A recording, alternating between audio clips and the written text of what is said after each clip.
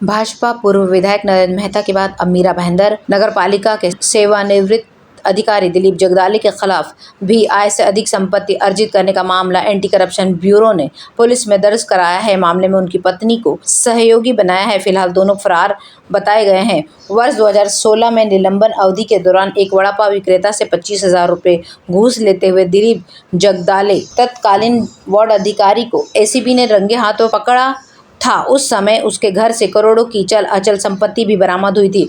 ACP द्वारा नयानगर थाने में दर्ज कराई गई एफआईआर के मुताबिक साल 1985 से 2002 के बीच मीरा भाईंदर मनपा के अलग अलग पदों पर रहते हुए दिलीप जगदाले पर अज्ञात स्रोत से 1,26,00,000 रुपए की संपत्ति अर्जित करने का आरोप है। उनके घर से करोड़ों का खजाना मिला था। 7,64,000 रुपए नगद, 37,61,350 रुपए कीमत के 1 किलो 469 ग्राम सोना व सोने के गहने, 24,600 रुपए की कीमत के 1 किलो 463 ग्राम चांदी व चांदी के गहने और 48,70,950 रुपए मूल्यवान वस्तुएं मिली थी। जगदाले के नाम एक इनोवा, एक टवेरा और एक होंडा साइन बाइक भी है। मीरा रोड में उसके नाम 3 दुकानें और एक फ्लैट है।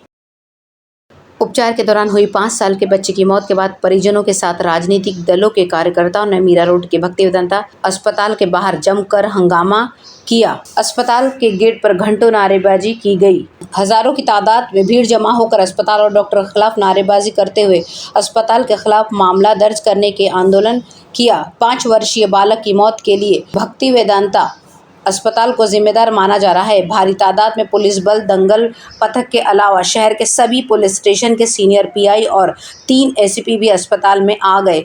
भीड़ को समझाने की भरपूर कोशिश की गई। पुलिस प्रशासन ने सभी के सामने एक निवेदन पढ़ कर दिखाया जिसमें शिकायत के तौर पर बालक के पिता का नाम था और भक्ति वेदांत अस्पताल के खिलाफ कार्रवाई करने की बात की गई। इस घटनाक्रम में सियासी रंग में शामिल थे मनसे व भाजपा के पदाधिकारी भी पीड़ित की ओर से आंदोलन में शामिल होते हुए दिखे। मृत्यु की एडीआर दाखिल कर ली गई है और शव को पोस्टमार्टम के लिए जेजे अस्पताल भेज दिया गया था। भाईंदर थाने के पीआई मुकुटराव पाटिल ने कहा कि इलाज के सारे पेपर व पोस्टमार्टम रिपोर्ट जांच के लिए राज्य मेडिकल काउंसिल के पास भेजी जाएगी। इसकी रिपोर्ट आने के बाद कार्रवाई तय की जाएगी। भाईंदर पश्चिम में रहने वाले हर्ष माझी, जिसकी उम्र 5 वर्ष की थी, पेट में दर्द की शिकायत के बाद एक निजी अस्पताल में ले जाया गया था। वहां के डॉक्टर ने उसे भक्ति वेदांता अस्पताल में रेफर कर दिया था। परिजनों को कहना है कि वहां उनके बच्चे को 2 इंजेक्शन दिए गए, उसके बाद उसे उल्टी हुई, लेकिन डॉक्टर ने कहा कि बच्चा नॉर्मल है और उसे घर भेज दिया गया। घर पहुंचते ही बच्चे की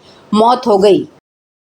अज्ञात व्यक्ति ने अपने मोबाइल के से प्रमुख समाचार सेवा डायल 112 के आपातकालीन संपर्क नंबर पर कॉल किया और कहा कि सतावली से घोड़बंदर तक तरल विस्फोटकों से भरा एक टैंकर राजमार्ग पर निकल गया है। रिपोर्ट के अनुसार तरल विस्फोटकों से भरा टैंकर एक बड़ी दुर्घटना का कारण बन सकता है और बड़ी संख्या में हताहत हो सकता है। कोर्ट ने मामले में गलत जानकारी देने वाले शख्स पर जुर्माना लगाते हुए उसे कोर्ट में पेश किया है। सूचना मिलते ही मीरा भाईंदर के कंट्रोल रूम से वसई विरार पुलिस कमिश्नरेट, वाली पुलिस थाने और अन्य पुलिस स्टेशनों को वायरलेस संदेश के माध्यम से सूचना प्राप्त करके तुरंत सतर्क कर दिया गया। सूचना की गंभीरता एवं संवेदनशीलता को देखते हुए एक वरिष्ठ पुलिस अधिकारी के मार्गदर्शन में वाली थाने के 2 दस्ते गठित कर कथित रूप से विस्फोटकों से भरे टैंकर की तलाश के लिए एक अन्य दल भेजा गया और एक अन्य दल को प्राप्त सूचना के सत्यापन के लिए भेजा गया। जमशेद अहमद असगराली चौधरी, जो गोरेगांव मुंबई में रहता है, उसने 112 पर कॉल करके तकनीकी विश्लेषण